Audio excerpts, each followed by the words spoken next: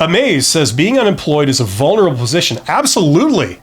Absolutely. Especially if you're like, you see yourself as a provider, you know what I mean? And you're unemployed.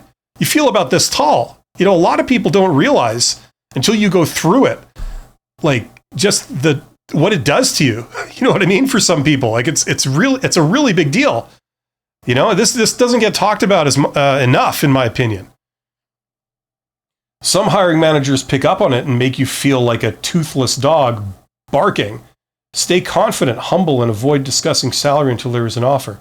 Yeah, I would agree with that. There's a lot of jackass recruiters and hiring managers out there that, it makes you weep for the human race about like how arrogant and oppressive they are. And you know what I mean? You kind of wonder if these people are like borderline psychopaths or sociopaths and how unfeeling they are. And, this is what you learn, by the way, when you go to like upper management. Not a lot of people would think so, but this is what you learn. People in upper management, executive management, they tend to have very good social skills. Now, there's always exceptions, but that's kind of the general rule, especially for certain positions, like you're the chief marketing officer or something like that. Like just incredible social skills. And I've gone to job interviews, like very high level job interviews before, where like I didn't get it, right? And they told me you didn't get it, but because of how great their social skills were, I walked out of there feeling pretty damn good. I know I didn't get it, and I really wanted it. It was very important, but I didn't mind because they said such nice things. They said stuff that I believed them when they said it, and they said really, insightful things, and so it was like, I felt like I was treated with respect. I felt that these people really knew what they were doing. And, it makes all the difference in the world. And conversely, if you go and you deal with some amazing, colossal prick, who this arrogant bastard that, they kick you while you're down. You're between jobs. You're trying to appear confident, even though you're not inside at all, and they'll just kick you right in the guts, figuratively speaking. You know what I mean? And it's not a great example of being a human being. You know what I mean? And unfortunately, you do encounter these people. And if you encounter these people, number one, I completely sympathize. Number two, you don't deserve it. Number three, they're going to make you feel like you don't have any value. Nothing could be further from the truth. You're highly employable, highly valuable, and you're going to find something. It's just simply a matter of time. You're going to find something really good. That's just how it goes. This condition is temporary. A lot of people, and I don't blame you, when you're in the moment, it doesn't feel temporary. It feels like this is the end of your life kind of thing, the end of where everything ends up. And it's like, no, it isn't. It's all an illusion, It's going to end, very soon, sooner than you think. It just ends like this one day, And then like 3 weeks later, you can't even imagine, you can't even really remember the fact that you were between jobs. You know what I mean? It's incredible. So just keep that in mind. Even if you don't feel it in here, know it here, That's how this stuff goes.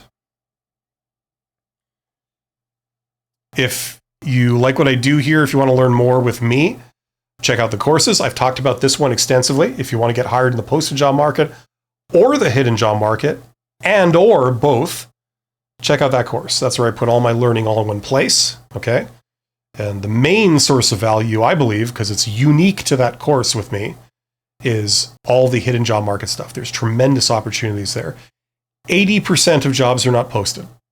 Hopefully you know this. If you don't know this, don't take my word for gospel. Go and confirm it through third parties. Go do your own research. All the jobs you see posted, that's 20% of the jobs that are actually out there. The other 80 aren't posted. You can get those other 80. It's just that you have to use different techniques to get them, okay? Learn what those are, pursue those jobs. Coincidentally, two things. Number one, the better jobs are not posted. And number two, there's far less competition for them than the posted ones. Okay, so if this is surprising to you, do your own research, okay? Look into this. It's to your own advantage. As I said, if you want to learn it with me, check that out. If you want to learn business, which is the scientific study of how to make money, check that out. Okay? There's some reasons why you would want to do that. First of all, if you have any interest in entrepreneurship, you definitely want to do this. Number two, if you want to climb the ladder, you want to help understand how your employer thinks and be able to make decisions in your job that are better for your employer, so you can stand out and show that you're management material and that you should be promoted upwards. That can help you, okay? And finally, if you want to climb the ladder, especially if you want to go up into executive roles, that's where you really have to tack on a bunch of extra things. One of those things you have to tack on, apart from your technical skills, is advanced communication skills.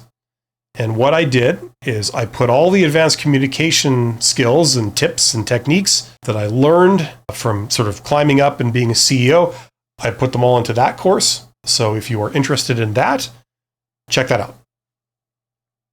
That can help make you appear as a contender to be promoted into those roles. It can also help you if you're in sales or, just you want to negotiate with people or you want to interact with people. It's all good. It just helps your communication be more effective so that you get better results.